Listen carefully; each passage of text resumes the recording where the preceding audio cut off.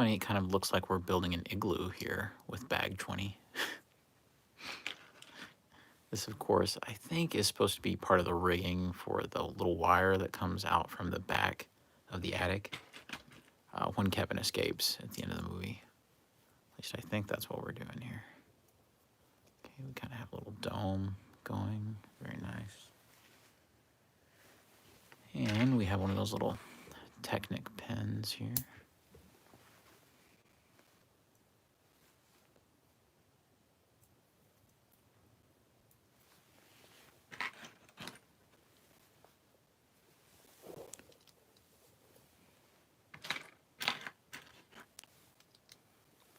Now it really looks like an igloo.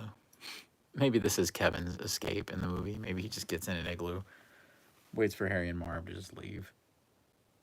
Seems reasonable enough.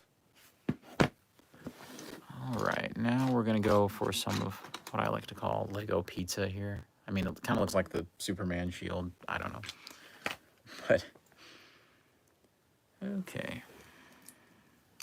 And I think this is supposed to be kind of like the truss that's over it.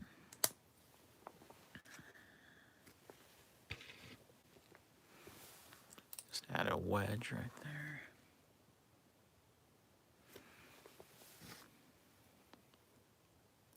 It's funny to see like the rainbow of colors that's on the interior of Lego sets. You know, most of the time it's not something you'll ever actually see, but it's still kind of funny. Hey, Hunter. All right, let's see. You doing all right tonight?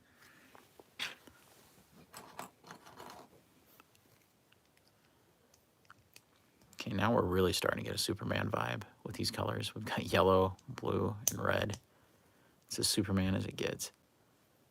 Okay, got that.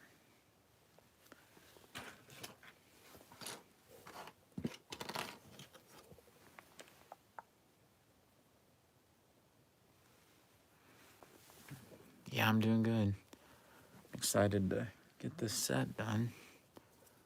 I don't think we'll be able to get it done on this stream, but I feel like this stream and one more, and then we're completely done with Lego Home Alone house. It's gonna be great. All right. I wonder if that's how I'm supposed to assemble it, because you guys can see that it just kind of flopped down. See what? I don't know about that workmanship. All right. Let's see. Yeah, I guess it stays like that.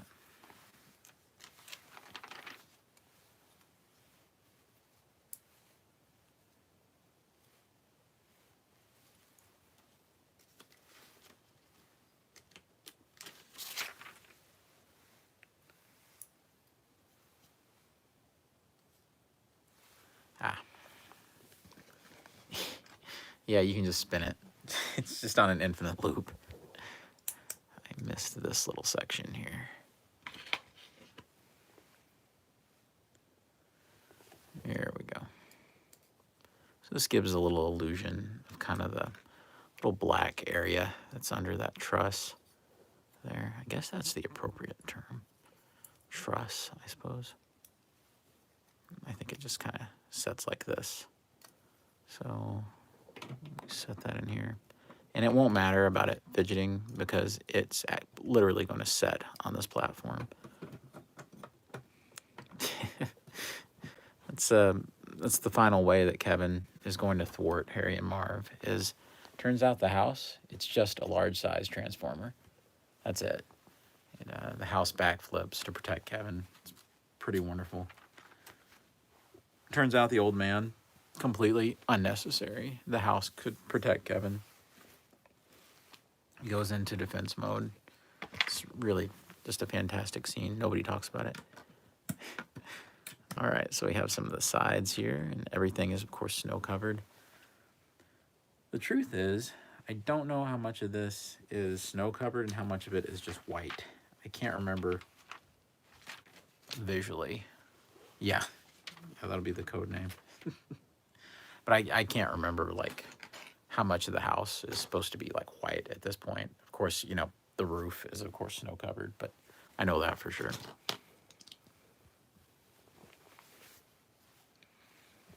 All right, and we have some more wonderful bricks right here, as I call them.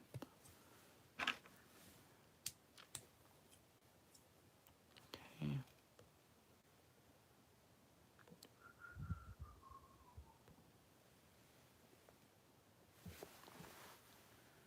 Telling you, the more of this I put together, whenever I use these brick pieces, the more it just seems like Minecraft.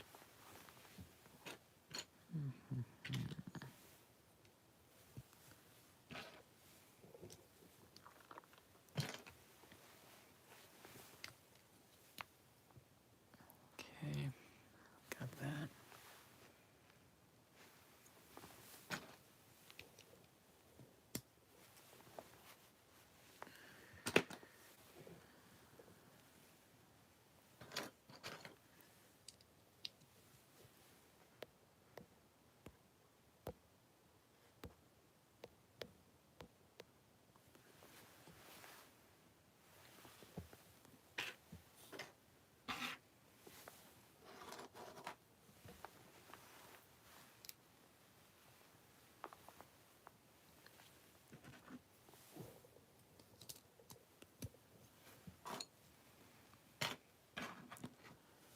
For some reason, I'm really excited about the mini build of doing like the treehouse at the end. I think that's going to be a fantastic little addition, actually.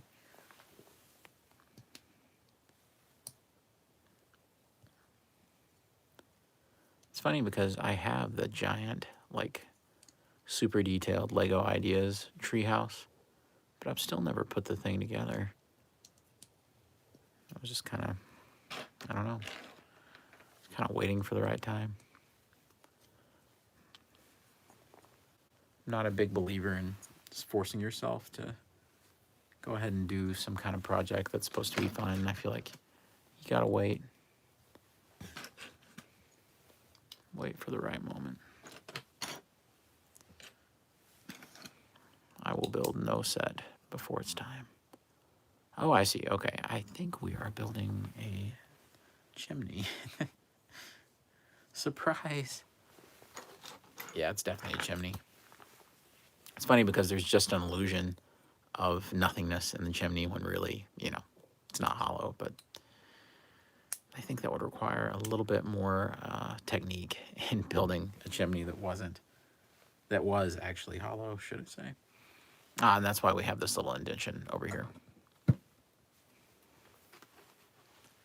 guess that's supposed to lead up from the big furnace that Kevin is so afraid of. Truth is, I never paid much attention in the movie to there being a chimney. I don't think I ever really even had it in mind at all. It's just another one of those things I think I'm going to be looking for this time when I watch the movie this year.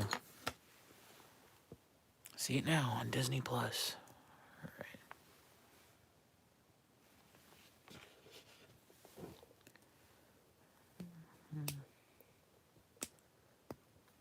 Get in there. There we go. Okay. We have this little piece. And then it's flexible like that. Oh, I see. Okay, we're actually going to build a couple of these.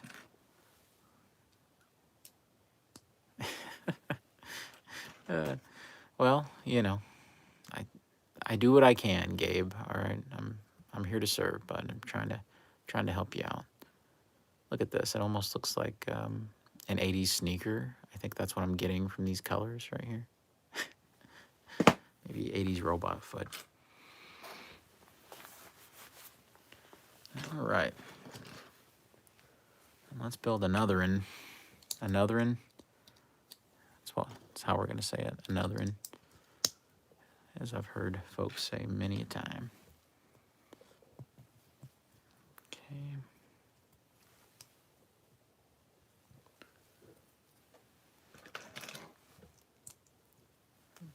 Got some outrageous interior colors going here. Okay. And this bag is actually almost completely done. Then I think we'll be ready to move on from the roof here in the attic. So as hard as that is to believe, this build is wrapping up quick. Oops. All right. So these, we'll fill in these blank areas right here on the side. Oops. Okay. Yeah, I thought I'd loosened something up too much.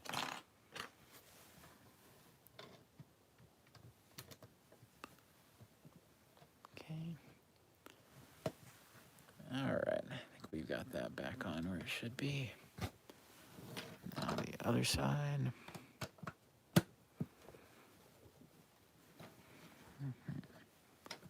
All right, good deal on that. Now we're just kind of preparing for the roof portion. So now here's what kills me is you'll have sections like this where Lego will pack in two different sizes of practically the same piece, leading to a tremendous amount of confusion about which one is which when you're putting this on here. So it's all right though. Okay, let's turn it around. Man, the interior details of this attic ended up being really, really fun. I think they had to do a whole lot of like compression for how much they were going to represent with this. But I think it ends up working really well. So at least I think it does anyway. And it would work even better if I turn these around the right way. Because apparently the model was turned around in that direction. So, but yeah, I think they had to do a whole lot of compressing when it came to what they did up here.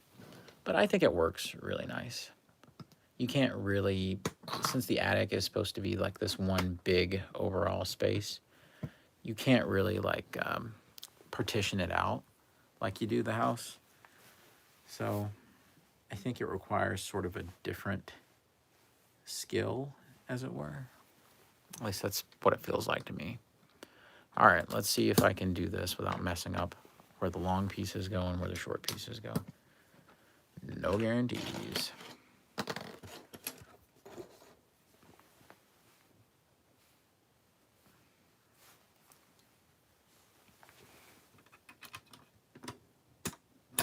Oops. Okay.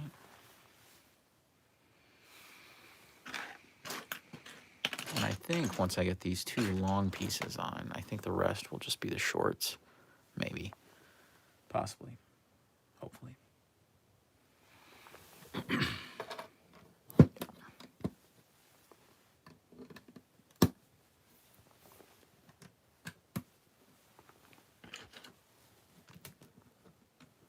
Okay, got it.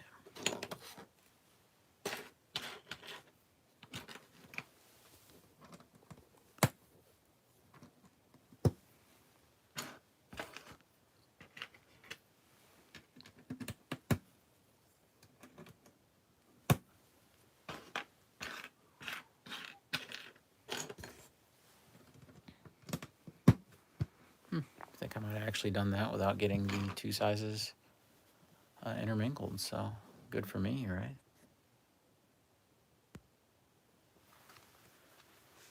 All right, let's see what we've got here.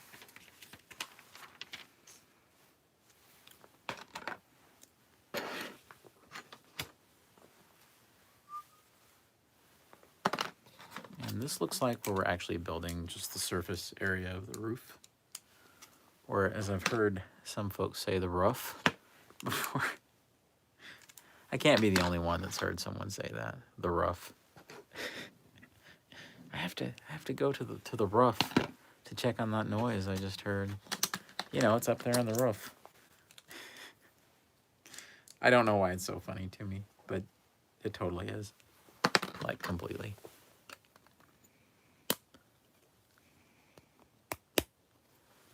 That Harry and Mara better watch it on the roof. Kevin's up there. He's got a BB gun. All right.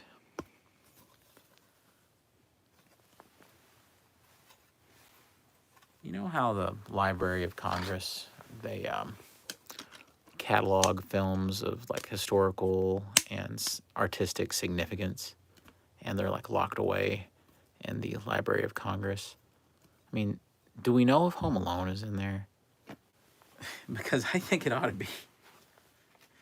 Let's get Home Alone in there.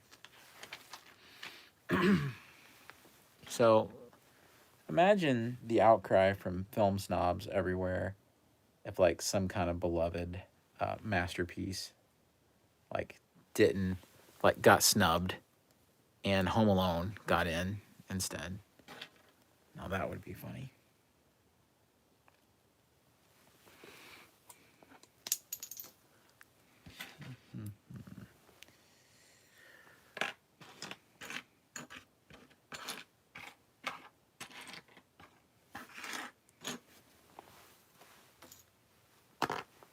Makes the front of the paper.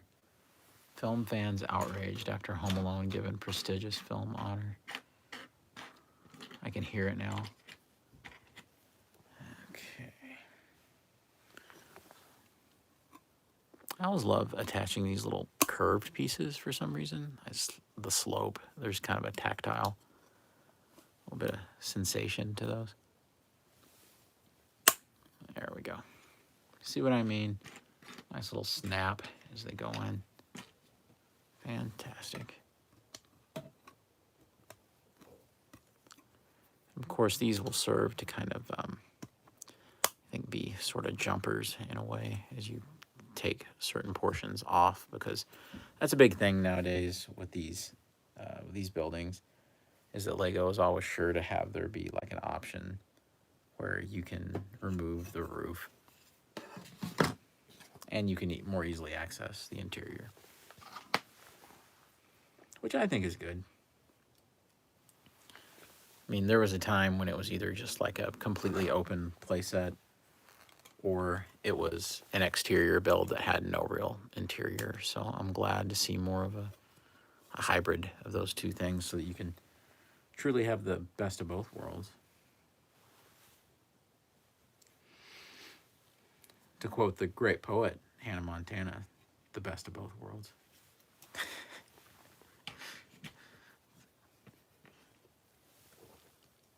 That was Hannah Montana, right? That Miley Cyrus. You mean Billy Ray's girl? All right, let's see. Well, this roof portion is a lot more interesting than I think I'd given it credit for. I think we just set this to the side for now. And I think we're going to build two different slopes, I believe. And it's going to attach. So let's get to it.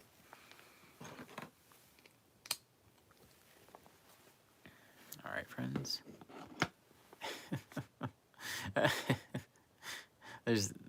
It could be dangerous. I will be right back, friends.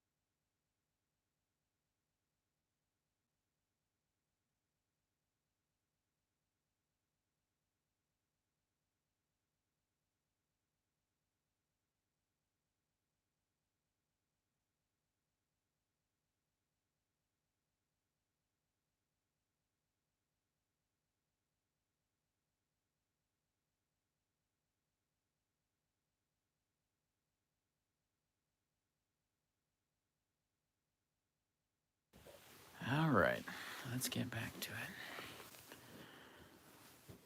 So like I was saying, it looks like we're going to pretty much build a little slope here.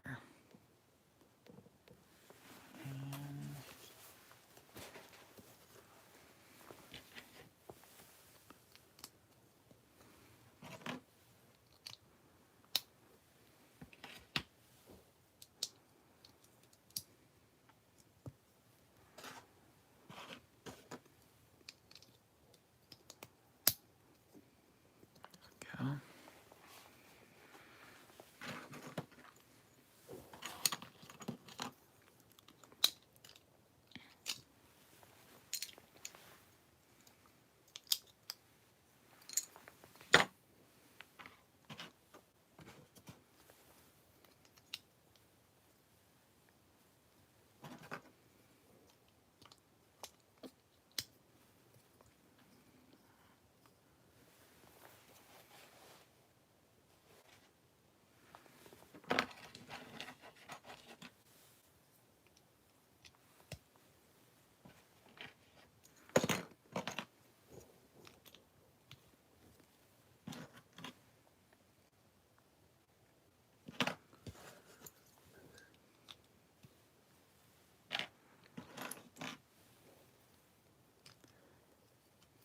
It's hard to beat the big kind of sloped pieces in Lego.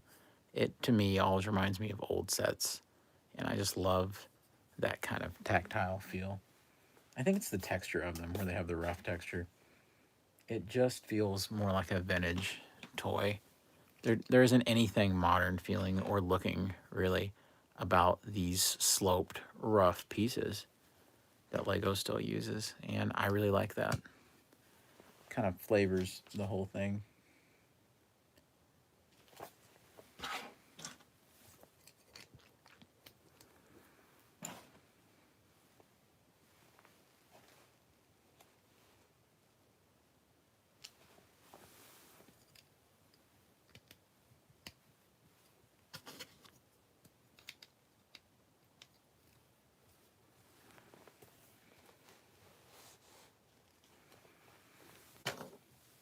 And we're building up these supports behind it as we go.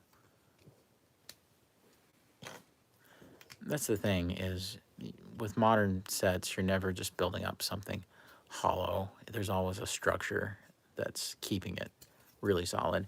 And I actually moved this entire model last night when I was doing my live stream about the No Way Home trailer. And it was, even in its incomplete form, it was as solid as a rock. Like, there's been plenty of sets that are new sets that I can't move around like that. And this one, I mean, nothing, absolutely nothing was coming apart. So that says a lot about the stability of this particular model. All right, looking good. It's like I mentioned the other day that it has that look of snow-covered shingles. It's very convincing just to glance at it. Definitely has that look.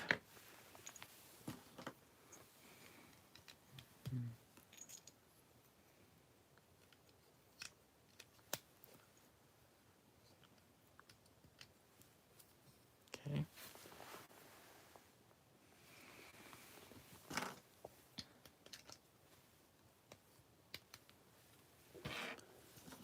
It dawned on me that I've missed a few opportunities for Home Alone quotes as we've gone through this building process. And I definitely want to make that up by using a premeditated Home Alone reference that I'm going to be putting out there. So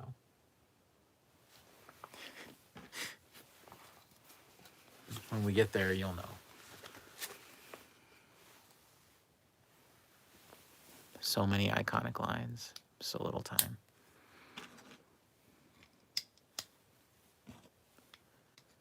And we're just continuing to build out that structure. And then we have a little cover for the top here.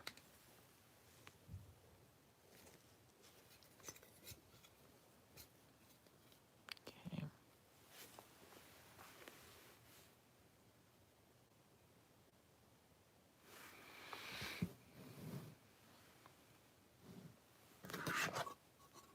then we'll add this to the piece we'd made earlier. And as you can see, these Technic pins are going to go in these slots, these two slots on the side. So just line those up, and ta-da. So a little bit of a Technic connection to make that slope work right there in the way that it should. Oh, this is genius. Okay, now I'm seeing how it comes together. Now I get it. So believe it or not, and this is the whole reason for these pieces that we added that actually flip up like this. This just is a cover, and it just goes directly over the attic here. Get it lined up, and I'll show you. You can probably already tell where we're going with it. Okay, and then I think we should be able to lift this, and this created hinges down here. So this just lifts off completely cleanly. That's probably my favorite opening feature I've ever seen with one of these minifig scale buildings. So that is just, that's very satisfying. Oh yeah, and it closes nice and flush. You would never know that feature was there too. This just looks like a solid, completely solid, just brick built entity without any fuss. Man, that's nice. You gotta appreciate the engineering behind that. And I think the most shocking part is what a relatively simple build that was that took just a few pieces to generate that. It's one of those builds that you build it and you sort of feel like an idiot that you didn't come up with it, because it's like a complete catch-all for access into the top. It just works on so many levels. The top level specifically. Lego building humor. All right, and this just looks like we're kind of adding some snow slopes right here to kind of make it look more natural, like it's piling on top of it. Yep. And I guess those are kind of extra supports to keep it together too. And then we are building out the fronts of these. We can't, of course, leave these Technic pins exposed like that. And we're going to do that by doing 2 of these kind of triangles worth of some building here. And to me, it's more fun to kind of, when you have to do 2 of something, to kind of build them like step by step on both, like simultaneously. Not to do a complete one and then complete another. It's more fun to me to just kind of replicate your steps. It's faster. Okay, we got that.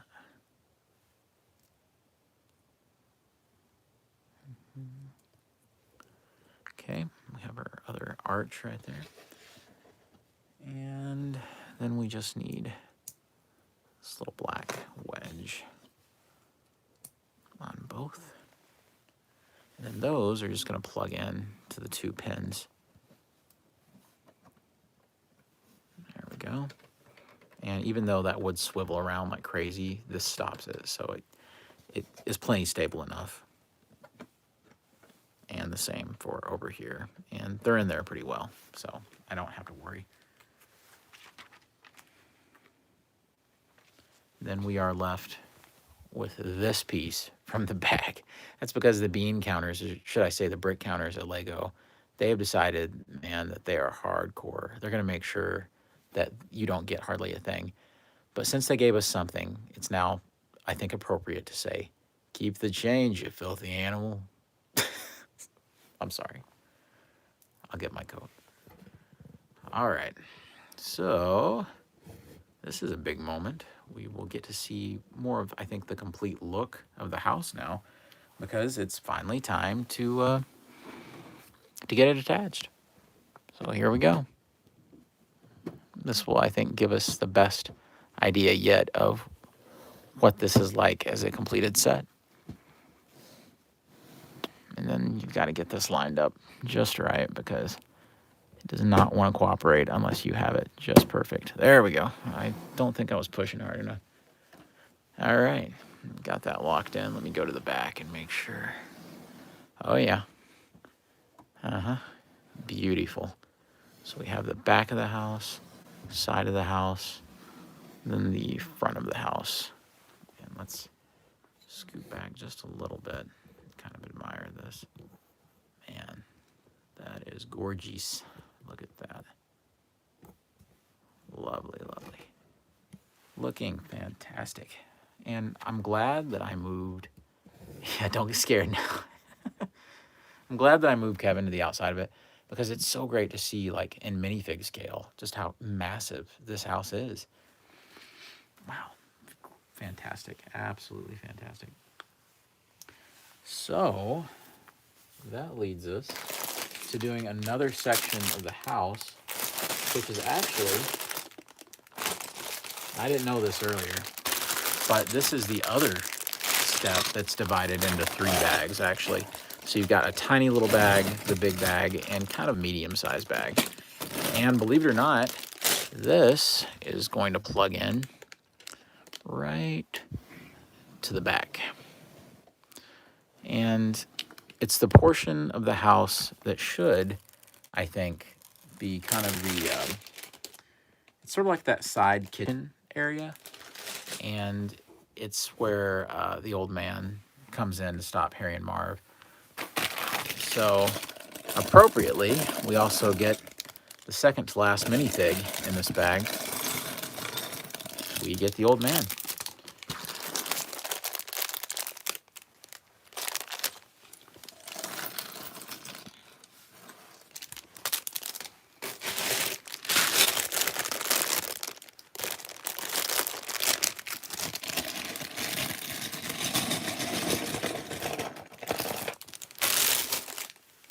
But not only do you get the old man, you actually get a really cool accessory with him as well. So I'm excited. All right, let's get all of his pieces and put him together first. 'Cause why wait, right? All right, so let's get him together here to save the day. Yep, they've got his outfit just about right. Then you actually get an extra beard here, so good for them. There is no alternate face expression, but have you ever wanted to see what the old man looks like without the beard? Huh? A little freaky, right? I think this is more of an Emperor Palpatine look right here. Okay, and we'll put his beard on. It's funny because, you know, there's only so many beards for Lego to choose from, but it's hilarious that he ends up with more of a Santa Claus beard when I think that in the movie he has more of a, it's more just of a scraggly kind of variety of beard, at least to me. And so it's really funny to see it, you know, kind of, it looks a little more full, I think. So, at least that's what it seems like to me. Let's see.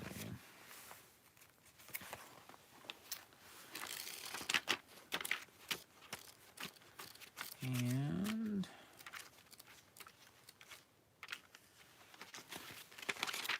then we've got his hair. Give the old man his dignity right here.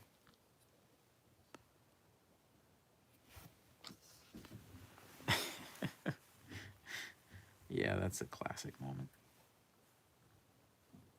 What does he say? He says, "Ma'am, I'm 8 years old. Do you really think that my parents would let me go out to the store alone on Christmas?" Which I'm glad that there's at least somebody in the movie that attempts to be like, "Hey, are you alone?" Because nobody else does. And there he is with his bad guy beaten shovel and everything. Don't you think, though, that we ought to have a bin of salt, you know, so that he can mummify the bodies in it? Puts the bodies in the salt. There's not enough evidence to convict. I vividly remember being like 4 years old and having no idea what Buzz was talking about. He kept saying something about evidence and not enough of it to convict. I didn't know what any of those words meant, when I was that age, I was absolutely, yeah, he looks ready for the church scene. I was absolutely taken aback. I didn't know what he was talking about. I just knew that they were supposed to be scared of the old man, which, you know, I think that's all you have to know as a kid is that the old man is supposed to be scary.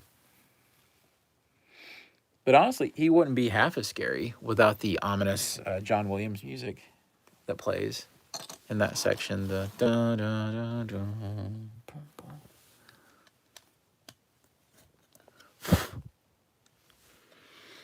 Then one of Kevin's like nameless cousins. They're not nameless, but to me they're pretty nameless. Some of those cousins.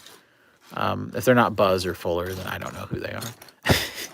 Does that make me a bad Home Alone fan? Maybe it does. What is it? It's the kind of geeky looking guy with the black curly hair, and he's wearing glasses, and he's one of them that's telling the story about the old man. I think he's the one that has the line where he's like, "Not enough evidence to convict." He's kind of got that scratchy, sort of high pitched voice. It was that kid's big highlight moment in Home Alone. Don't you wonder what happened to some of those guys? I do. Like what? Like very much bit players, you know, and I'm sure they got a nice little check to be in Home Alone 2 real quick. Just to have a tiny little moment they could tell their friends about. It's their consolation prize for being in a movie that they probably got no back end off of for Home Alone 1, and it made, you know, millions and millions and millions of dollars and was such a smash hit. So you got to keep them happy by giving them a little something in Home Alone 2. This is funny. This is kind of an inconsistent spacing. You can see these are all spaced the same, but this one is a little closer. Maybe if I turn it around, what would make that? Huh. Okay, well, turn it around and that alleviates that. Okay. Weird. Probably something only I would have noticed. I don't know. Aha. So here they're incorporating the basement portion. This is what I thought they were going to do. Because, you know, how do you even do that for a house like this kind of major build? You can't very well build an entire underground. So you've got to incorporate it kind of off to the side, like kind of down, like in this kind of foundational part. And even though it's not nearly as deep down as the basement actually would be in a house, I think it's a good compromise because you can see that you've got the pitch here that the sock gets stuck on. So that's really great that they're representing one of the traps so well. That always seemed like the nastiest trap. Although, you know, in Home Alone 2, Harry does the meaningless handstand to get his head into the toilet to extinguish the flames. And I think that's been a big highlight for me and Brandon over the years. Is it something that used to I probably wouldn't have thought that much about because I was just so used to it. But as an adult, seeing Harry, like Joe Pesci's stunt double or whoever, do a meaningless handstand just brings me so much joy. It's like they needed to spice that up a little bit. So Chris Columbus was like, yeah, just have him do a handstand right there. He's going to do a complete handstand. He's that desperate to get the flames out. Yeah, sounds good. I can just hear him on the set. Yeah. Get the stunt guy in here. Can he do a handstand? Oh, great. Looks good. Thank you. It makes me question what other meaningless things, like in life, completely meaningless things, could you do a handstand to accomplish? It's tantamount to me doing a cartwheel to get to the refrigerator to make myself a sandwich. Woo!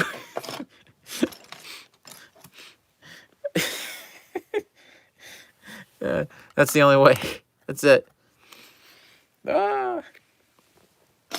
And, you know, it turns out Harry is really spry.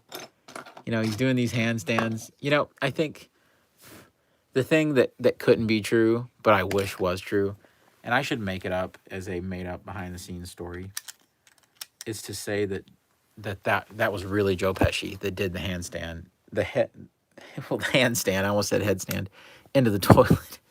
No, he didn't need a stunt double for that. Yeah, yeah. It turned out he could do it. It sounds like a bull crap, like made up, like fast fact about a movie. Sometimes I wonder how many of those are made up. It's kind of like for years people traded on that little factoid about Star Trek 2, the Ricardo Montalban, that he was wearing a rubber chest. And it turns out that after getting, interviews with Nicholas Meyer and Montalban himself, and of course William Shatner, they were all like, "What?"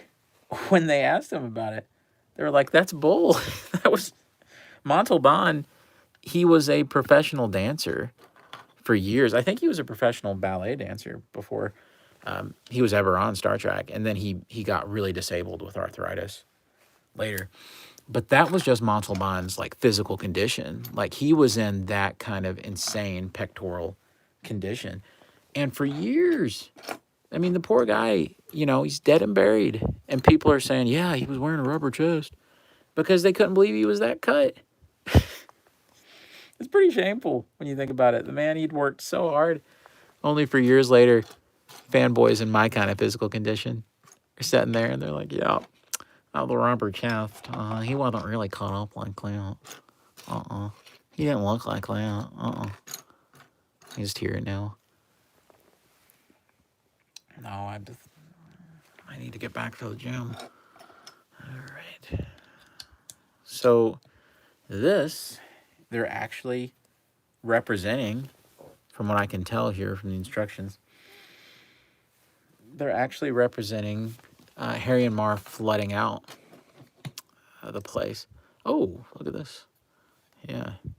The sound I just made was the sound of genuine Lego joy. Look at that. Sparkly. Yeah, I'm catching it just right now in the light where you can see that. This is cool. I'm not sure I've ever seen this colorway before for a Lego piece. I'm sure it existed before now.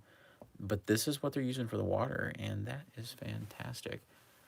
I wonder if that's from like one of those like more girl aimed like fantasy sets that they do, because this seems like kind of like a sparkly magical water. I could be wrong, but I love it. How cool is that? Okay, we got that. Love it.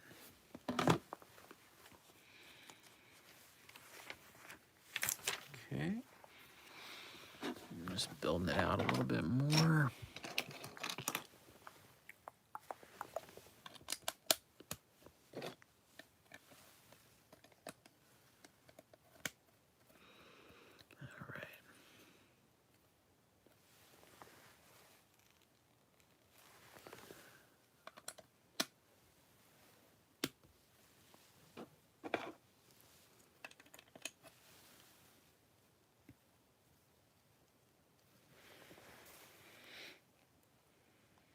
And we're pretty much building up the walls now, and I think that's a vast majority of the pieces in this bag is a bunch of the black like wall supports, and so it would be easier just to put it down and work off of it like that.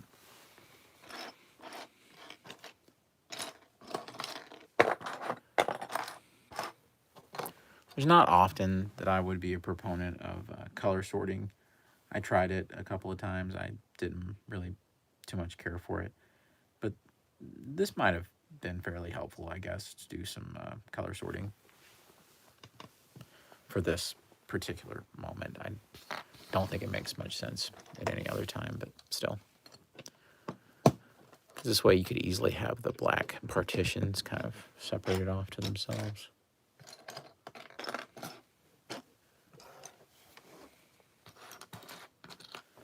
There we go.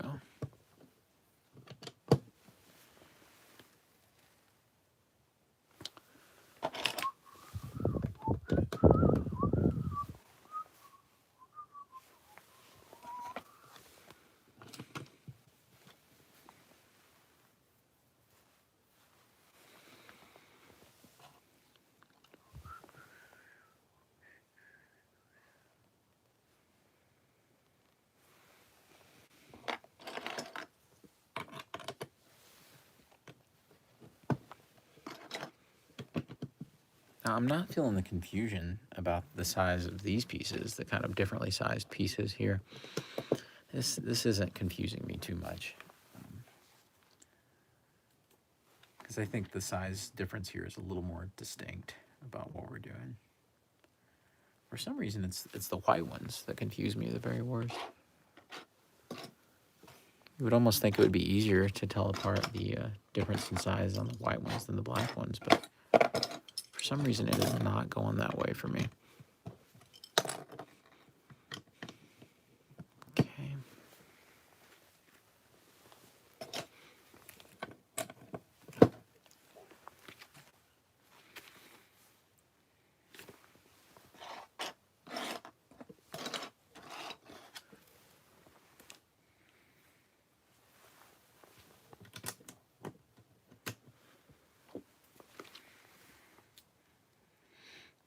I saw the funniest meme earlier, and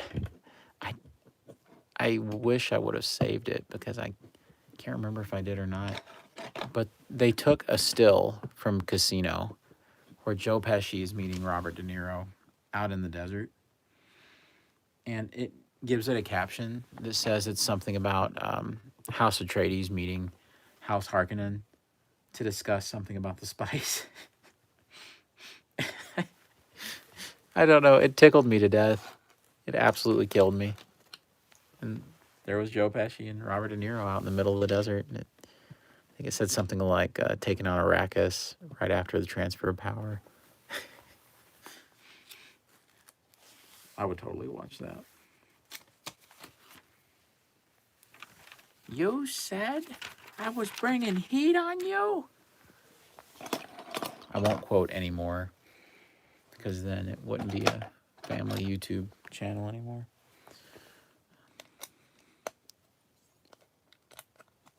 There's not many lines of Joe Pesci's you can quote from Casino without taking away your dignity. There's not much.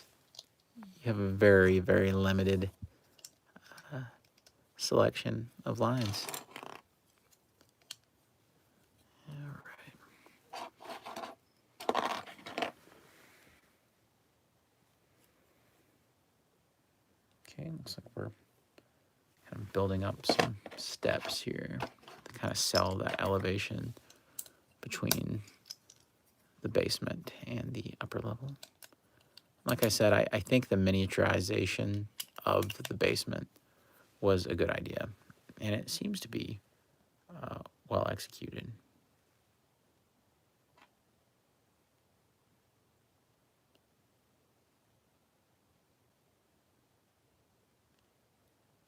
All right.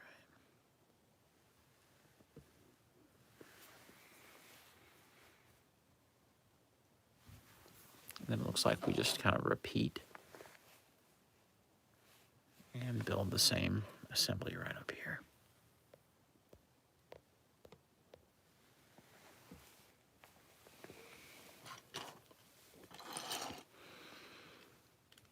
I love little, I don't know, utilitarian builds like this because they're so interesting and they break up the process. Just little stair steps. I mean, it's something small, but it just brings a lot of joy. It's the simple things. And it's just so satisfying to put together. It's not complicated. It's not monotonous. It's just fine. Oh, I was wondering.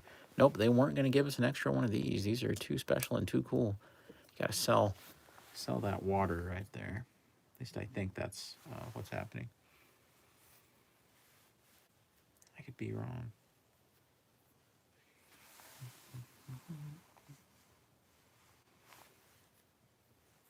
All right. You know, maybe I am wrong. I'm thinking this could be the ice. Yeah. Yeah, really. Yeah, this could be when Kevin freezes up, like the back.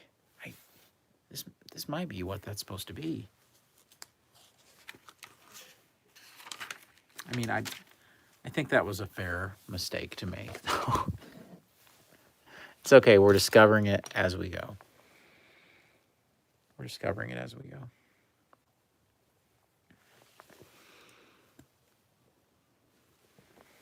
This is okay. I guess that's just trying to simulate like foliage or something like that's halfway snow covered, because this is all supposed to be, I guess, that snow covered portion of the back where so much of the action happens in the movie. You know, Home Alone is actually a really good example of doing a lot with a fairly, on paper, you would see that as a really limited location. A house, a backyard, an attic, a basement.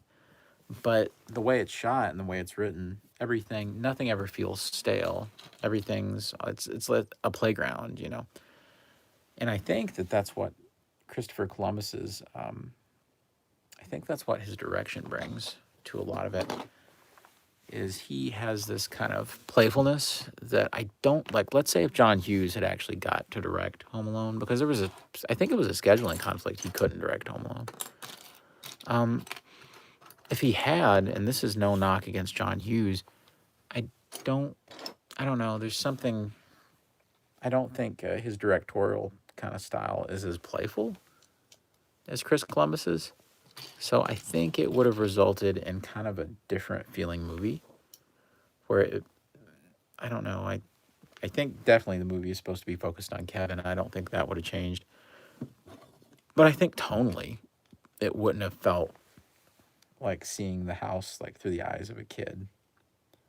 I think that part would have been slightly different. I think it would have come off a little different, actually. You wouldn't think so, but I just feel that that could be a sort of a difference going here. Okay, so this is kind of weird. All right, yeah, I guess this is supposed to be left hollow here. We're going to leave it like that. Okay, so that attaches, and then we get two tiny little 1x1 wedges.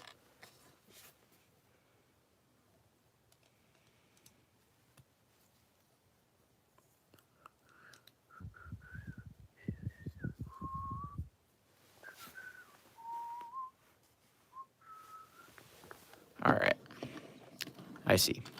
So this just clips onto these two studs right here. We just lift up and press. Okay, so we kind of have just the mound of snow right there. There's the steps.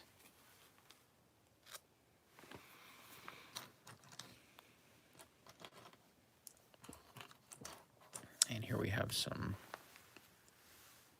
the little canisters and things that are, I think, in the basement.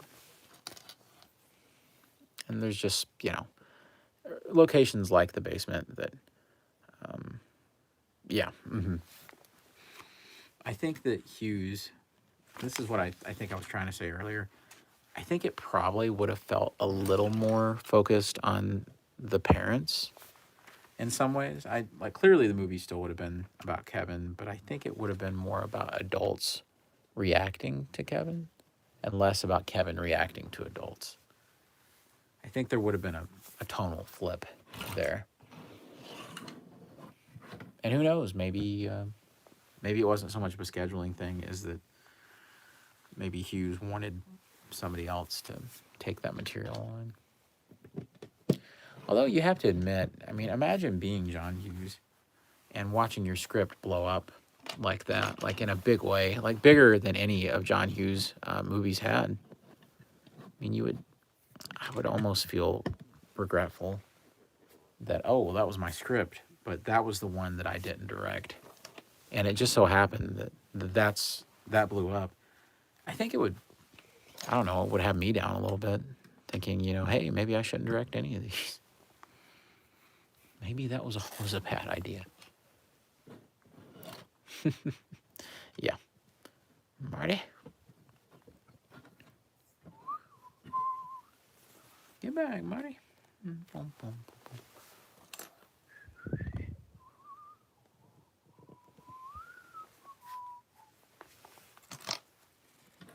Sorry, now I've got Back in Time stuck in my head.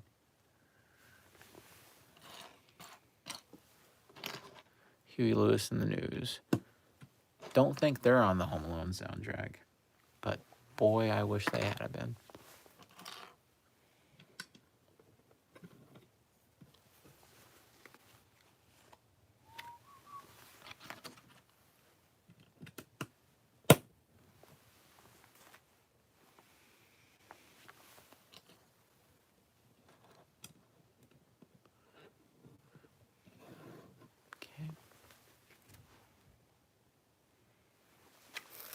I had a bizarre technical issue earlier with the live stream to where I left the stream for a moment and kept it open just in the background. And then it was to get a link out there on the Facebook page. Well, when I came back to try to get back into that tab or whatever, then all of a sudden YouTube updated and canceled out that first stream. So I actually had to open up a whole new one. So if you're going back in retrospect and wondering why the first few, like 2 minutes, are not there of bag number 20, that is what happened. Of course, I may leave the tiny little portion in the playlist just so that there's some connective tissue. And of course, for posterity's sake, it'll be fun to go back and have this as just the entire experience cataloged. There's, at this rate, if I keep streaming like this, these massive Lego sets, they'll be able to take my mind and put it in an artificial intelligence because they'll have enough material. And yeah,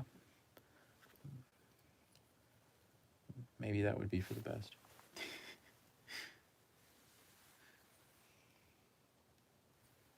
Okay. All right. So these are some of the basement windows is what's going on here. I love this, that there's a little basement section. I mean, I know that it's not as extensive or as far-reaching as it should be, but how great is it that they even went to the trouble of doing it? Because that was the part where I'm like, you know, I just don't know how they're going to sell this, you know, how they're going to make an actual basement unit on a set that, I mean, let's face it, it does not lend itself to having like a subterranean level. Like you would have to build, it's kind of like the Jabba's Palace set that they did years and years ago. There's a whole like support thing like under the palace, and that's where the Rancor monster, or Rancor, however you want to say it, Rancor, that's where it goes. And so there's like this whole like empty kind of section, it's like cavernous below the main build. And that's fine to do it like that, but it's kind of weird, and it makes it feel less, I don't know, less like a unit. It ends up feeling more like a, like two separate things, which isn't good, I don't think, for the overall just feel of the build. So I definitely think this was a wise idea to incorporate like a mini basement, like vignette. That's what we're gonna call it, a mini basement vignette. That's the nomenclature we're gonna go with. All right, building up those walls. I like it. It feels very basement because it seems like, you know, a bunch of cinder blocks stacked up. It feels like the foundation, and I think that works. Let's build that up. All right. Little one by here.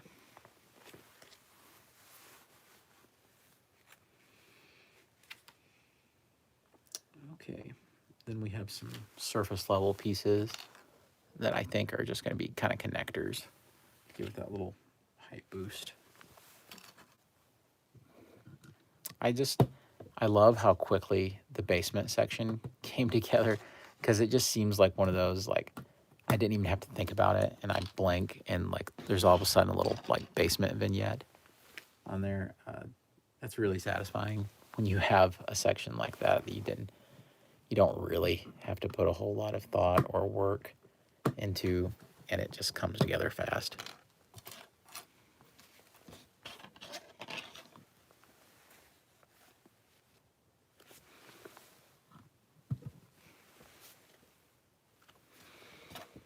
I think building a set that's representing something from, you know, it's nostalgic. It's doing funny things to my head. Like, I'm building this and I'm hearing commercial jingles in my head from a long time ago. Like, I'm hearing the old Diet Coke commercial jingle in my head, the Just for the Taste of It song. So maybe I can sue Lego for brain damage. Maybe I'm stroking out. Let's see. There we go.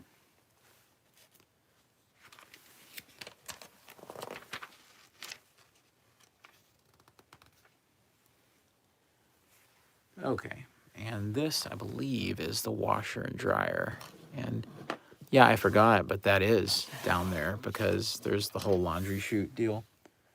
If you remember, Kevin shoots the starting lineup figures through the laundry chute. That's where they go. That's where they land. Is this the part where I start complaining that there's not a real working laundry chute, like integrated into the build of the house? Believe it or not, I've only ever been in one house with a real laundry chute. That was it. I don't, like, and they had a whole system of, like, laundry chutes. I have never, ever, aside from that, been in a home where a laundry chute is a thing. Maybe I'm just missing out. Maybe laundry chutes, maybe I'm surrounded by laundry chutes and I just have no idea. All these rich folks living in the lap of luxury with laundry chutes. The rest of us, poor degenerates, never had the joy or the privilege of getting to throw our dirty laundry into random holes that are burrowed throughout the house. Don't you tell me I'm not missing out.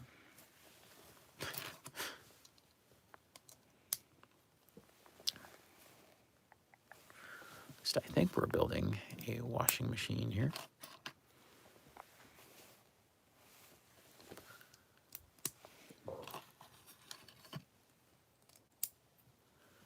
Okay. Once again, this falls into that like little subcategory of mini build, where it's like little utilitarian, little like household necessities that you represent in minifig scale with just these little builds. And honestly, if I was just building for fun, yeah, like commoners. Now, if I was just building for fun and there was, and I could just try my hand at trying different things, I think this is all I would do. I would just be trying to build little like fixtures in rooms and little appliances and things because, I don't know, I think there's some skill in that. I think there's some fun to be had there. I'm really going to have to go back and get a better look at the laundry situation in the movie because I want to see what kind of pains they went to get this right. I mean, look at this. There's a transparent block in there, and you have, for all intents and purposes, like a toilet seat looking piece. But this, makes the front of the washing machine, which is great. And over here, I think this is the dryer maybe, and this is the washing machine, whichever one it is. They look really, really cool. Love those miniaturized little builds. And here, what we've got, I think, is like a box of detergent.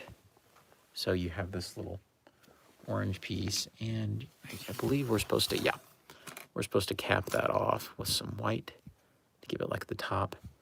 And I do remember like the detergent definitely being on there in the movie.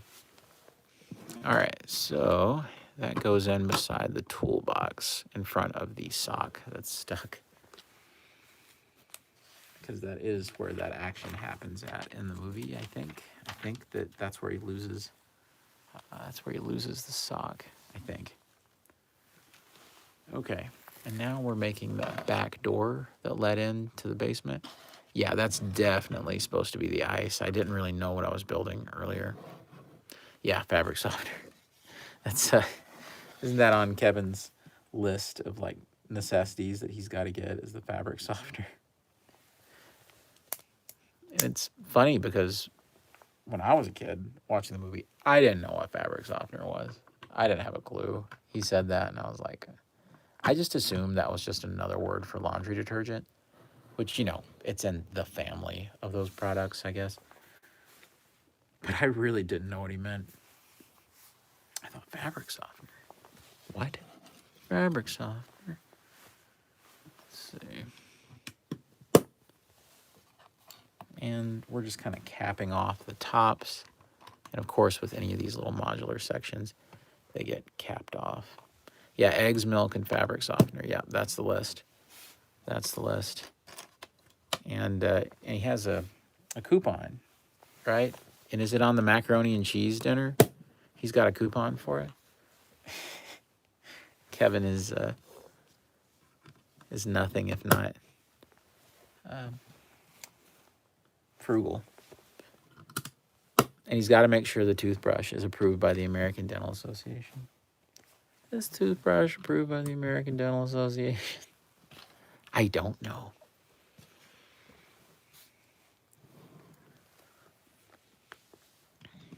I think Home Alone has some...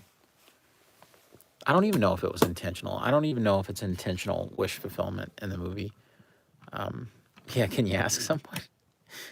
Because there's funny little beats in the movie that end up being weird little wish fulfillment things. Like going to a store completely unsupervised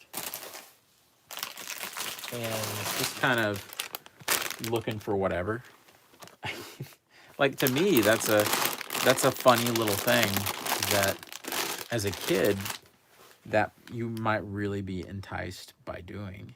So to me, that seems like some sort of wish fulfillment. Okay, so there's that bag. We're now on bag 22. Means we only have 23 and 24 to go, actually. So it is kind of shocking. And here's the extra pieces we got from that bag. So apparently I can keep the change. You filthy animal.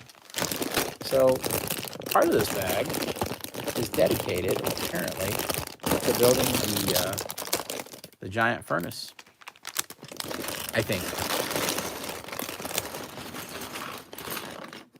So we'll see about that. That was something, I'll be 100% honest.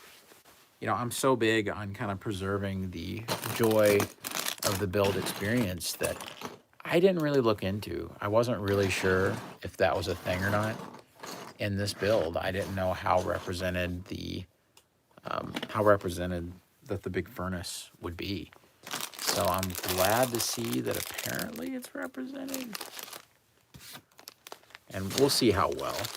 Because that thing might as well be the secondary villain of the movie. Combined with John Williams' kind of weird, disenchanting music during that section. And the kind of, I think there's a Nightmare on Elm Street vibe to the way that that's filmed. Particularly some of the Rennie Harlan Nightmare on Elm Street direction. I feel that it feels like some of that stuff. That kind of dreamlike dread. So it's really good, I think, that they're making sure that gets represented in this set. Because as a kid, I considered the furnace to definitely be one of the villains of the movie. And there's a great little through line in the movie about Kevin conquering that as a fear of his. And I think to an adult that didn't watch it when they were a kid, I still think that they would be able to get something out of that. But as a kid, though, you watch that, and that actually means something.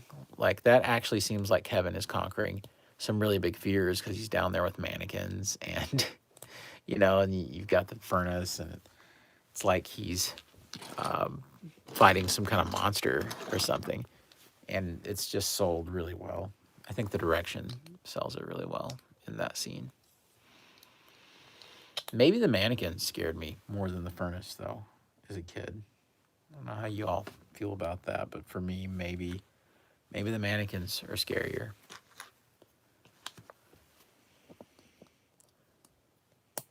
Sometimes I see mannequins that are supposed to be scary in these movies, and I kind of ask myself, I'm like, were those kinds of mannequins like ever utilized anywhere?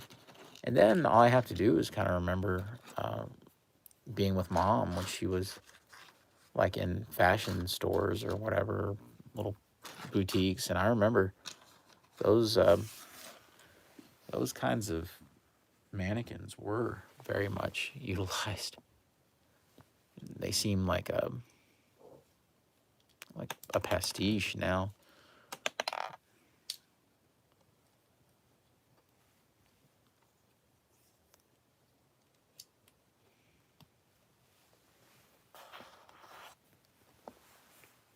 Yeah, I think what we're building right now is the furnace, actually. I think this little platform is the base for the furnace. And the base for our fears.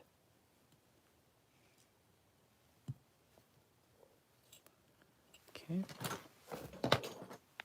It's all right, the old man is here to protect us.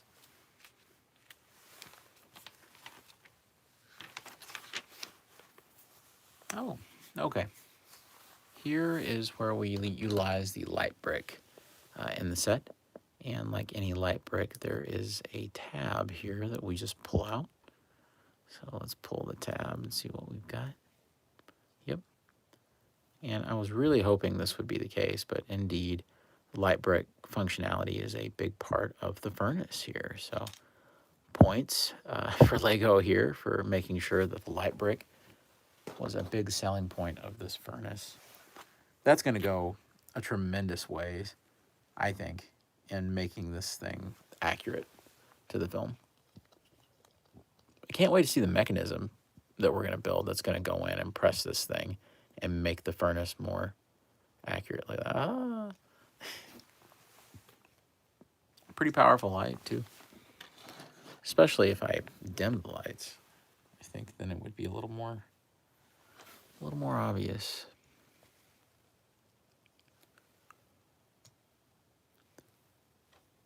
You hear me? I'm not afraid anymore.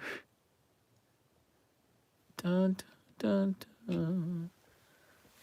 We have some flames there on the side to make it look even more demonic. That furnace, man, horrifying. As a kid, anyway, it's pretty horrifying.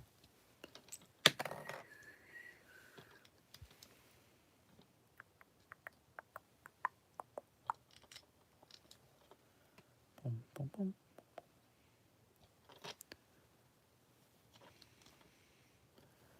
There should be, I hope there's a deleted scene that exists where then the old man runs down to the basement and totally beats this thing to death and like dismantles it. And he goes into some kind of berserker barrage. Berserker rage. I'm thinking of the movie Berserker Barrage. Anyway, he goes into some kind of berserker rage and goes totally just Kevin like can't console him and he just tears the furnace apart. He's like screaming and then he starts crying for no reason and Kevin has to like get him calmed down. And then not only do Harry and Marv get arrested, but the old man gets arrested too. And turns out the cousins were right. He'd killed all those people. Turned out that wasn't just a gag in the movie from the cousins. Turned out, well, he had a lot of problems. And not only does Kevin foil the robbers, but he solves a mystery. The movie ends with Robert Stack talking about the whole mystery and the way it was solved over the credits. So that's it. Done. Home Alone remake. Here I come.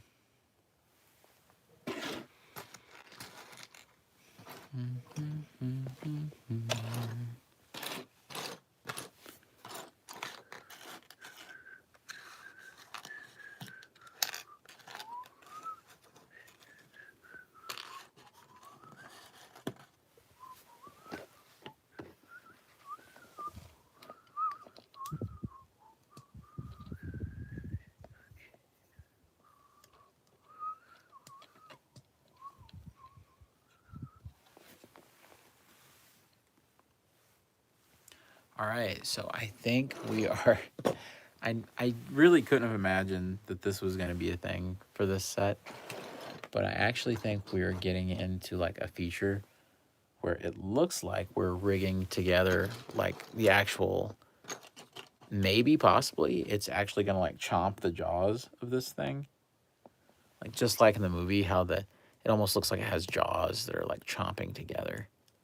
I actually think we might be doing something like that, because when you start seeing these Technic bars like this, it tells you that maybe there's some like clockwork that's just about to happen, where the gears will come together and kind of make an action. So that's exciting. I got so excited about it, I put the wrong piece on.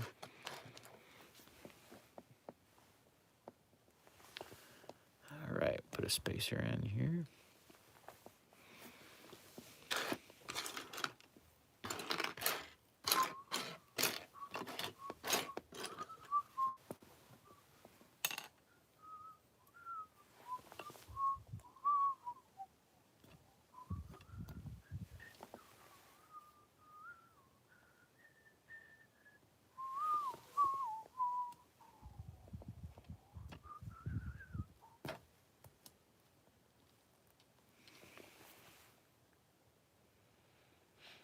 I think the proper way to have done a trailer for this Lego set would be to have a grown man looking at the box like in a really determined way and saying, "It's my house and I have to build it."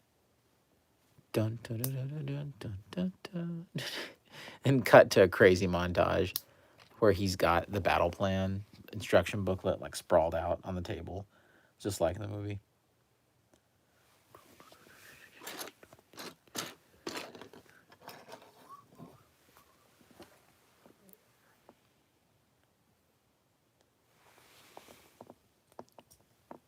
All right, got that.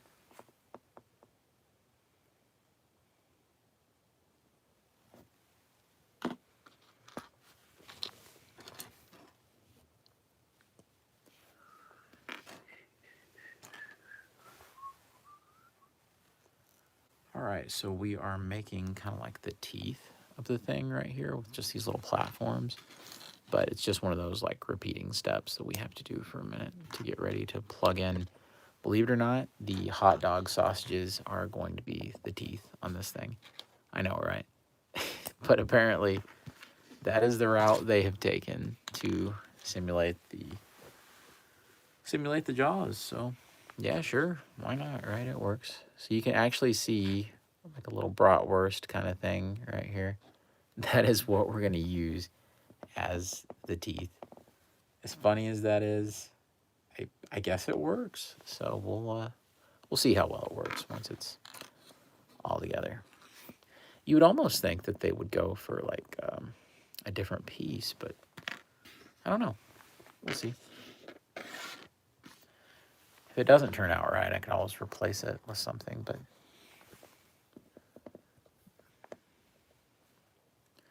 and maybe this is more accurate. Kind of like a blackened hot dog at a cookout gone wrong. Or gone right, depending on how you like your hot dogs. For me, it would be gone wrong. Definitely.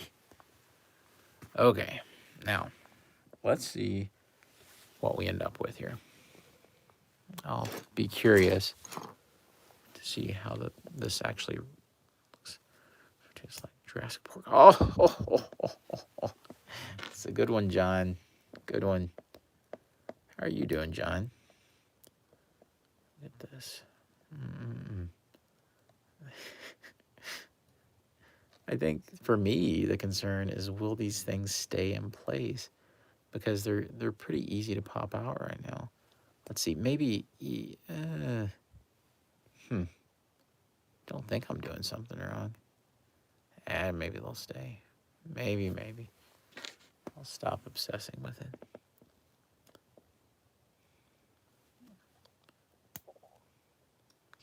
Okay. See how I'm, yep, same here, man. Same here. Living my best life, putting together Home Alone, the Home Alone McAllister house. Let's see. Okay. See, you just got to get these things straight, and they don't lock in really like hard enough for it to be as secure as you might think. So that's it's less of a problem with the visual for me than it is with just, they're kind of getting out of alignment. So that's my one little quibble with that. It's It's a small thing, but, you know, why not complain about something, right? Why give up a perfectly great opportunity to complain about this masterwork of a Lego set that I could never possibly have done on my own without directions? All right.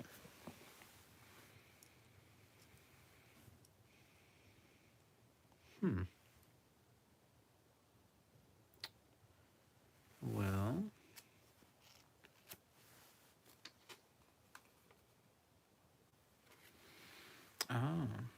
so I think when I was putting this together, there was supposed to be one on the other side, and I did put it on there, but I think it slid off in the process, so I'm just going to add it back over here to the side, which may be a finicky little process, but I'll just add it back real quick. See, that fixes that part anyway.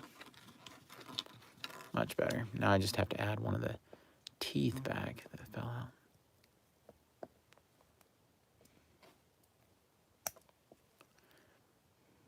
See, I almost feel like I'm missing something about these. See how easy that is to just come right out?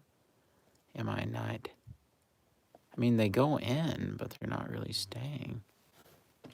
Well, I guess my spider senses were tingling on that one for a reason, because I was kind of thinking something didn't really come together for me about that, and it turns out it wasn't a visual issue, it was a stability issue. That's all right. We'll work around it. More of these blackened sausages in here.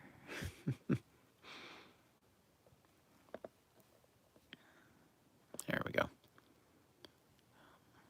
Okay, and we finally get our first look at what this is going to be like visually. Yeah, that actually ends up working because you can't really see the tied off bratwursts ends. Oh yeah, no problem, man. Happy to do it. I'll just tell you, you're going to have just such a great time putting it together because it's been a blast the whole way, and an extremely varied build too. It's not something I have been bored with even once. Even the parts that were a little monotonous don't last but just a brief few moments, and then you're ready for something else interesting or something else just fun or out there, and it is everything you hope it will be. Oh, that's good. Yeah, I'm gonna go with good. So, had to think, is that really where I wanted to go there for a second? Yes. Those jokes, John, this is the best. It's the best. All right. And then we have the giant, like, tubes, almost like exhaust kind of tubes that are coming into this thing, giving it more of the horror vibe, looking like the Dracula here. Okay. Awesome. Thank you so much, man. I appreciate it very much. It helps. We're on a journey to 3,000 right now. Channel has grown a lot in the last year, really. Things are much better now than they were. It's a big encouragement, big help. Okay, and so this now will just connect, and it'll set right here.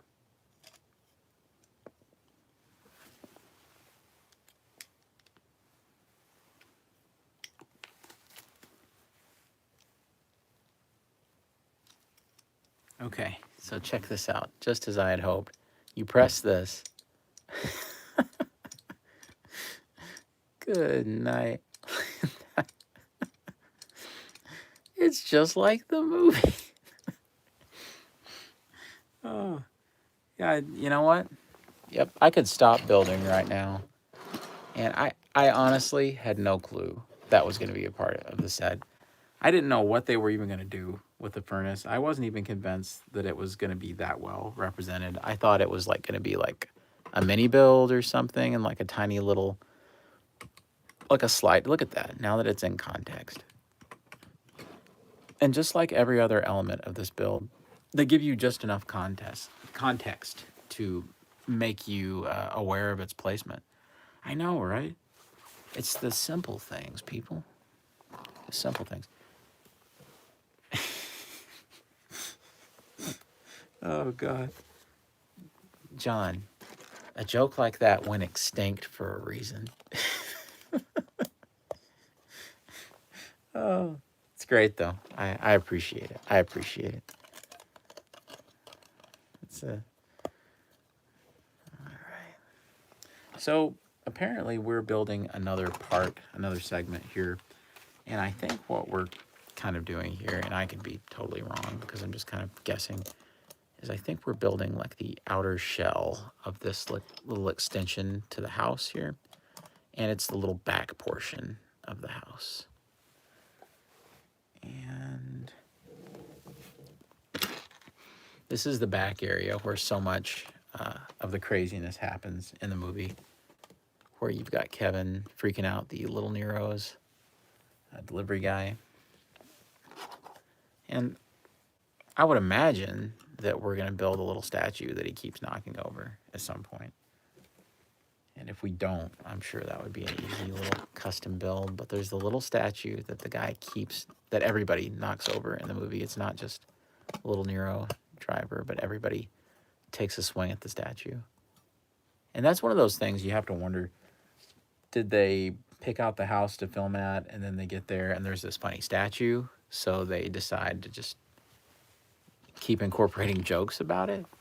Or was it something in the script, and so they have to get like a prop statue and they incorporate it? It's one of those, you know, which came first, the chicken or the egg kind of deals.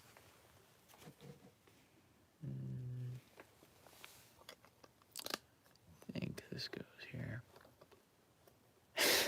Natural light. Oh, that's great. That is great. Well, John, any more progress on your house situation? You finalize anything? Or are you still kind of taking your time and mulling things over?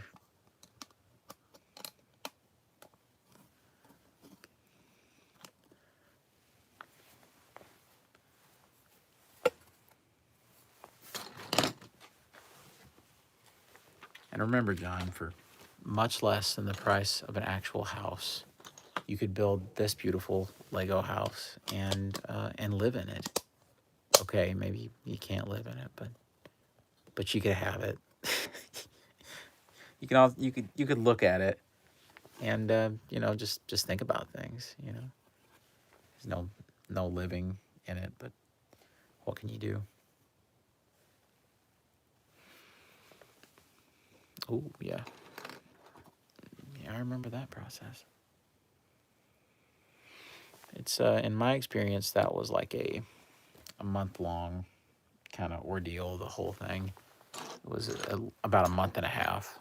And of course, I did most of the paperwork and things myself.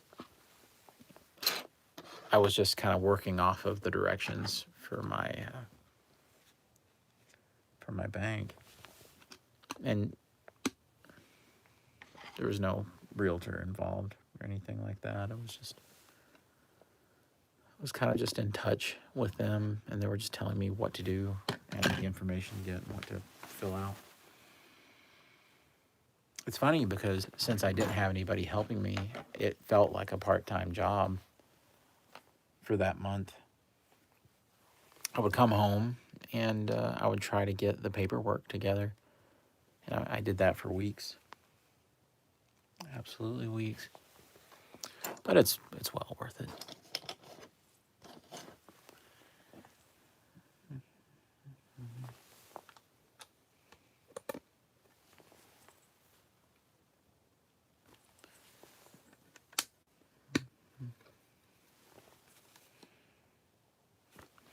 Of course, we're just building up the kind of outside part with the brick right now. with the bricks, as I like to say. Okay.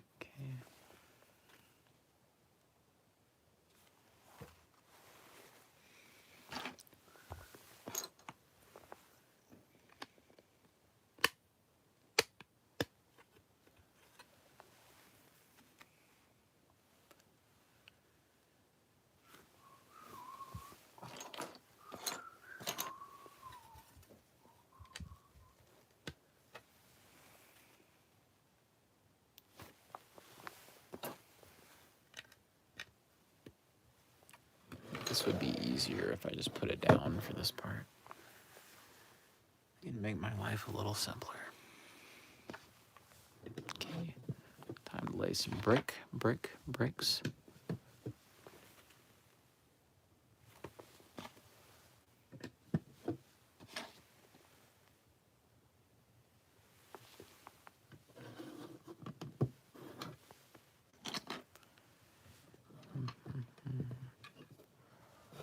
Okay. Got a little corner piece going.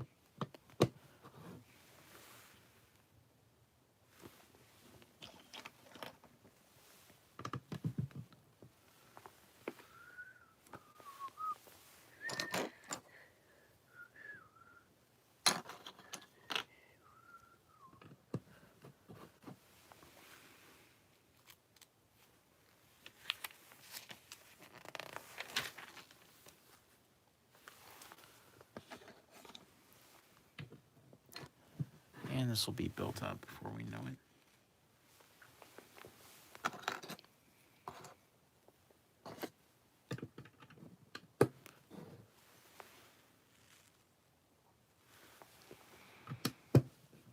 I always think that it's funny to say it, but the brick pieces are more effective when they're scattered along with some flats like this. Because really what you're giving is the impression of brick. If you build it too literally, it kind of, I don't know, it kind of loses something. But my instinct, if I were building something like this, would be to build, as exact as I could about, every little brick piece. So, but that's often not what you see.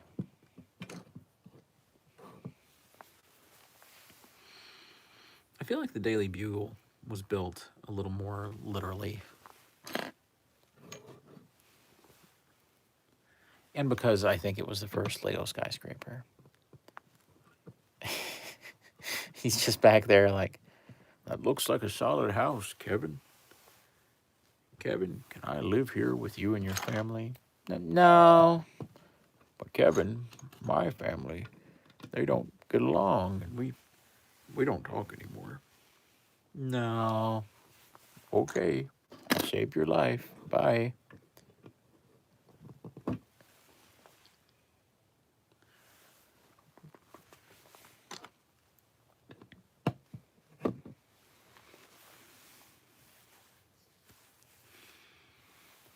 Home Alone, just another classic example of lost jeopardy in children's movies.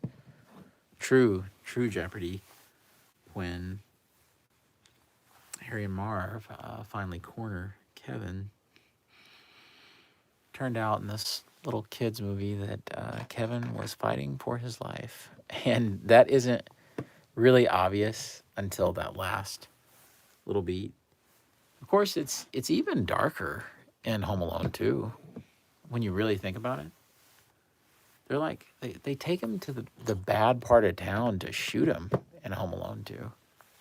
I don't think that we talk about that enough or acknowledge it enough.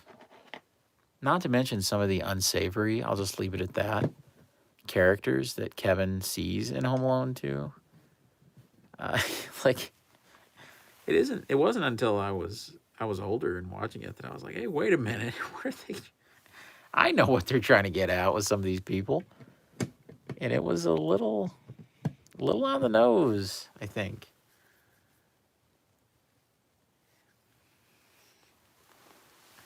It's funny to say, Home Alone 2, which is in every other way a much more juvenile movie, I think, than the original Home Alone. they kind of overdo it on some of those elements at the end, or in the middle end. I'm not really sure. I guess it's at the end. Little too much Jeopardy going on. Yeah. Well, apparently, the furnace has sausage teeth, so maybe that's where the sausage is made. They're blackened though; they've been burnt by the fire.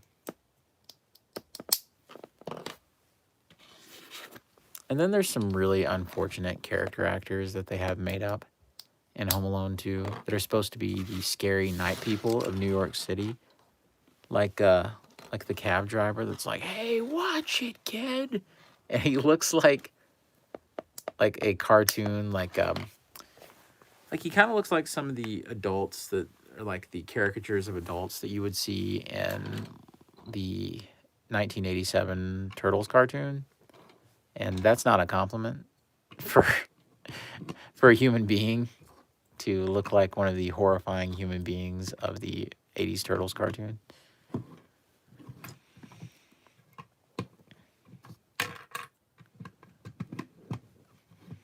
And we won't even go there about the lady that's like, what is it? She's like, "Can I get your mommy?" or something that she says to Kevin. Like, ugh. Is this movie for my age? Uh-oh. Ah, here's the missing window over here. That's what we need for the Home Alone 2 Lego set. Is we need the Central Park. I'll tell you what. Let's just call it the Central Park Execution. It's called a Central Park Attempted Murder Home Alone 2 set. It completely alienates any interested families. You know, they see it. They're disgusted by the implication. Good times, good times. Good time was had by all. Families were in attendance. Okay. We are fast approaching the end of this bag, actually. And then we are apparently going to build this twice.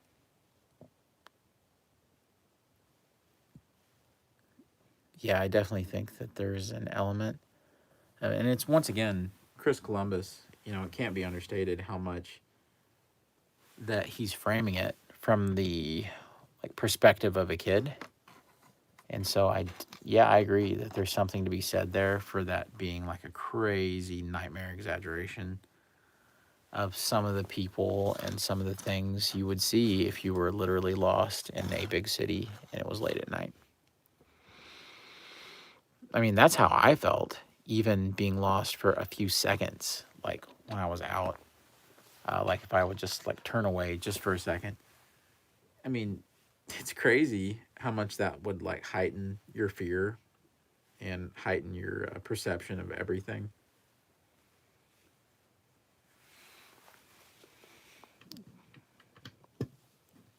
So I think that's actually pretty accurate. Pretty accurate.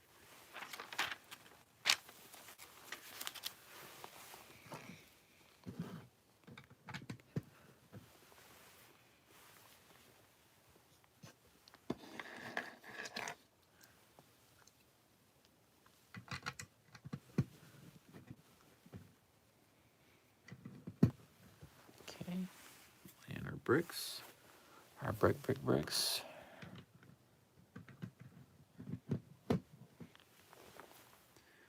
Like I said, coming together very quickly. We only have a few more pieces in this bag, actually. Not much left at all. I think we're gonna build a door onto this thing, and then it'll be about all she wrote.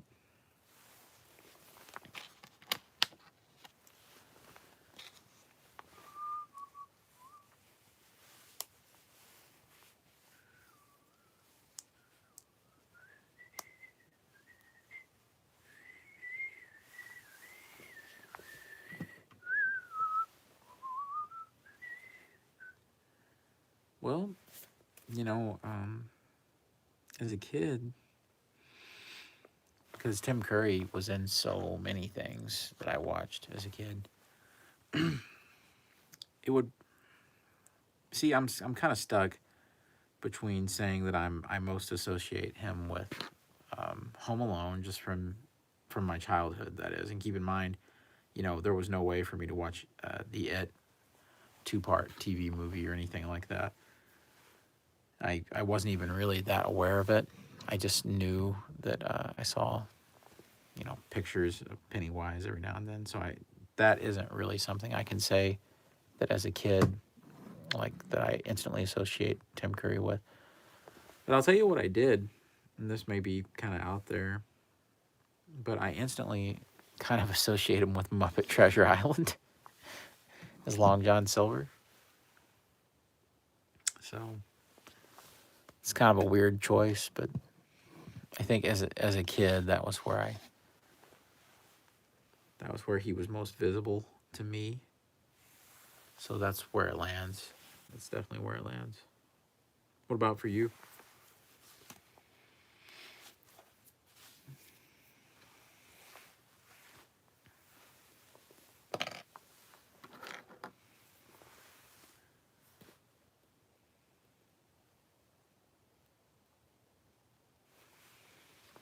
And, as an adult, maybe it's a little different for me. But as a kid, it makes a big impression.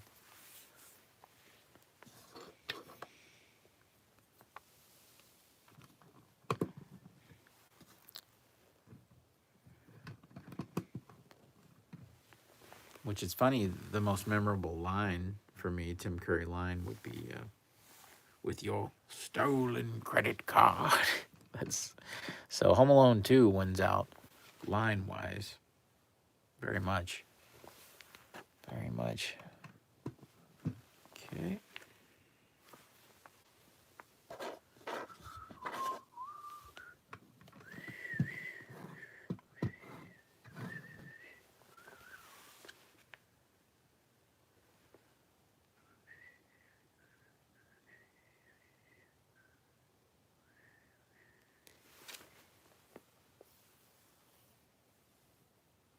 Yeah.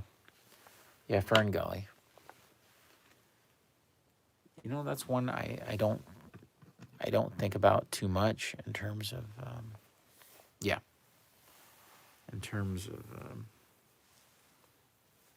relating his voice. But it's true. I'll tell you another one that I really, really associate Tim Curry with is The Shadow, the Alec Baldwin Shadow movie. I can't remember the name of his character, but he plays one of the thugs in the movie. And it's as good as a little, mini performance as you could possibly imagine from something like that. Especially this one part where the shadow kind of drives him nuts a little bit and causes him to kind of lose it. So Tim Curry, he kind of has this like freak out. I don't know if I assume you may have seen the Alec Baldwin Shadow movie. I'm not sure, but when he has this crazy freak out, to me, that's pretty iconic. And one of my favorite, like, I wouldn't dare call it overacting, but it's meant to be in a certain style. It's over the top. I wouldn't even call it camp. It's definitely just, kind of over the top, flamboyant. Where he has that meltdown and he thinks he's losing his mind. That's one of those things you could have give that material to any other actor and they wouldn't have went for it like Tim Curry did for that. Of course, there's that meme from the I don't even know what PC game it is, to be honest with you. It's like maybe Command and Conquer or something. It's one of those strategy games where Tim Curry recorded all of that, like video footage of him like being some kind of commander And he's like, I'm going to go to the one place where capitalism hasn't ruined it. Space. Still one of the funniest things I've ever seen anybody do on film is that line reading. And he just, I don't know if it was a case where that was the direction for him to just go off the rails and just do a stupid line reading like that. It was just so silly. Or if it was him responding to being given a line that he thought was just ridiculous. So his response was just to play it in the most foolish and self-degrading way that he possibly could. Either way, I have a lot of respect for it. And it has been rediscovered in recent years. Here we have the infamous kind of little door, the back door, I think.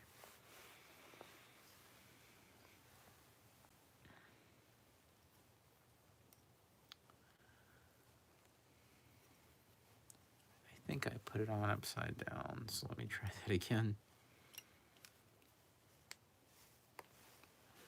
And this is the door that has a doggy door on it.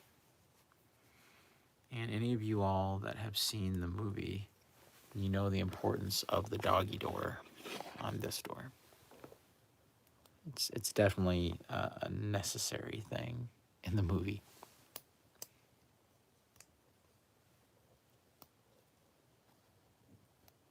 And it opens up. And I think I put it in wrong here. There we go.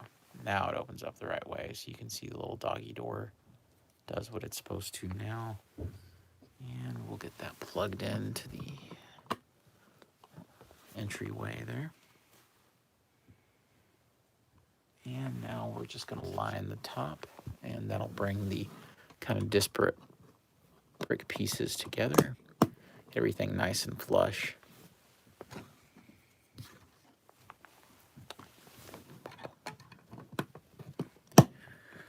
Okay, got it.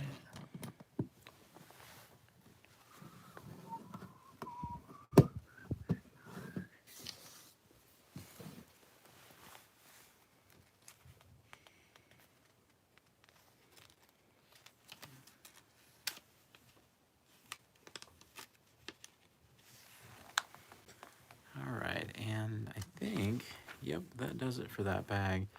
The next bag will be about bringing these two levels together and finishing them out to where you're going to have this little extension for the back of the house over here. And I'm excited about it. Basically, we'll use bag 23 to finish out the house. And then bag 24, I believe, will be the treehouse. So that will kind of get everything done. So I'm really, really excited. Again, we'll have one more look at the completed house from the front. Now, of course, there's the section in the back we're working on. But from the front, it's as complete as it's going to be. So we'll just get another glimpse at that. And it just looks great. There's the top of the roof there. It's just as nice as all get out. And I'm really happy with how it's shaping up. The next live stream, I believe, will be the last one. And we'll say goodbye to this Home Alone, the building process of the Home Alone set. And maybe have a little review and discussion at the end of it all. So, of course, I want to thank everybody who's managed to watch with me, whether you were watching live or you watched after the fact. And, of course, make sure you subscribe to the channel so you don't miss out on any of the other videos we have coming up. Of course, I have a bunch of new Masters of the Universe content that's going to be on the channel very soon. And as always, God bless you and yours, and I'll see you on Fanboys Forever. Take care. God bless.